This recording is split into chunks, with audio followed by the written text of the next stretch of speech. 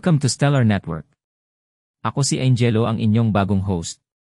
Dito sa Stellar Network ay siguradong updated ka sa showbiz news at iba pa. Kaya kung first time mo dito ay mag-subscribe ka na. Darius Villamor nagbigay ng update sa buhay matapos lumabas sa bahay ni Kuya.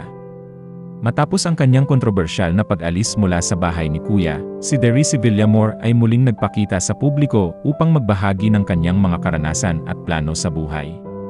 Sa isang eksklusibong panayam, ipinahayag ni Darius ang kanyang damdamin matapos maging unang evictee ng Pinoy Big Brother, Gen 11. Masakit na mapaalis agad, pero naintindihan ko naman na ganun talaga ang laro.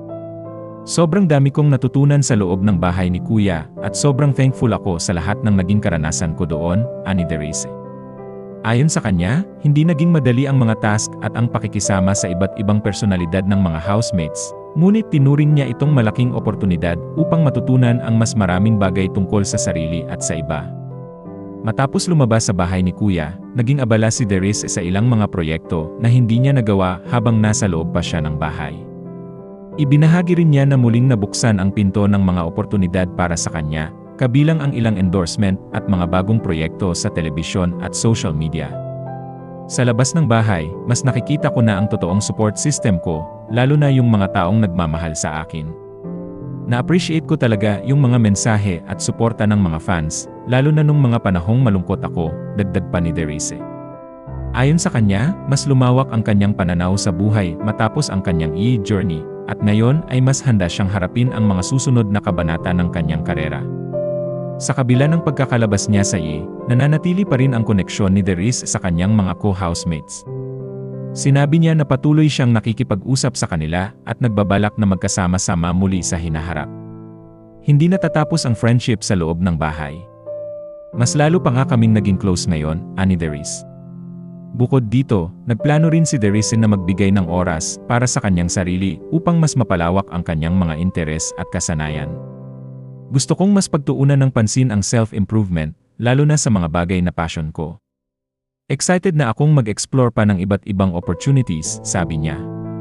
Sa kasalukuyan, si Darius Villamor ay patuloy na nagpapatunay na hindi natatapos ang pangarap ng isang tao sa pagkatalo, kundi nagsisilbing simula ng bagong yugto ng buhay.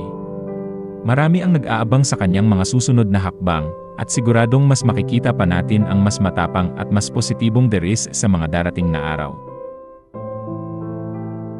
Darius Villamor nagbigay ng update sa buhay matapos lumabas sa bahay ni Kuya.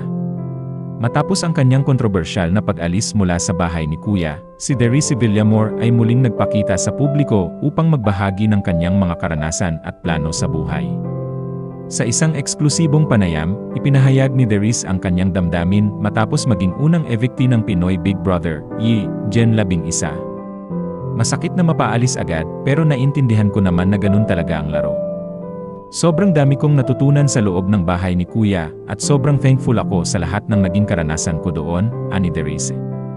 Ayon sa kanya, hindi naging madali ang mga task at ang pakikisama sa iba't ibang personalidad ng mga housemates, ngunit tinuring niya itong malaking oportunidad upang matutunan ang mas maraming bagay tungkol sa sarili at sa iba. Matapos lumabas sa bahay ni Kuya, naging abala si Darius sa ilang mga proyekto na hindi niya nagawa habang nasa loob pa siya ng bahay. Ibinahagi rin niya na muling nabuksan ang pinto ng mga oportunidad para sa kanya, kabilang ang ilang endorsement at mga bagong proyekto sa telebisyon at social media. Sa labas ng bahay, mas nakikita ko na ang totoong support system ko, lalo na yung mga taong nagmamahal sa akin. Na-appreciate ko talaga yung mga mensahe at suporta ng mga fans, lalo na nung mga panahong malungkot ako, dagdag pa ni Darius. Ayon sa kanya, mas lumawak ang kanyang pananaw sa buhay matapos ang kanyang journey, at ngayon ay mas handa siyang harapin ang mga susunod na kabanata ng kanyang karera. Sa kabila ng pagkakalabas niya sa nananatili pa rin ang koneksyon ni Darius sa kanyang mga co-housemates. Sinabi niya na patuloy siyang nakikipag-usap sa kanila at nagbabalak na magkasama-sama muli sa hinaharap. Hindi natatapos ang friendship sa loob ng bahay. Mas lalo pa nga kaming naging close ngayon, ani Darius. Bukod dito, nagplano rin si Darius na magbigay ng oras para sa kanyang sarili upang mas mapalawak ang kanyang mga interes at kasanayan.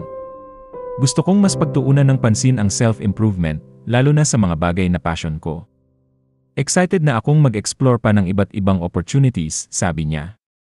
Sa kasalukuyan, si Derisi Villamor ay patuloy na nagpapatunay na hindi natatapos ang pangarap ng isang tao sa pagkatalo, kundi nagsisilbing simula ng bagong yugto ng buhay. Marami ang nag-aabang sa kanyang mga susunod na hakbang, at siguradong mas makikita pa natin ang mas matapang at mas positibong Deris sa mga darating na araw.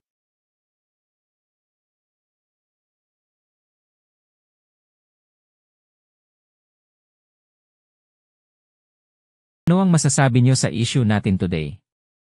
This has been Angelo, hanggang sa susunod na balita.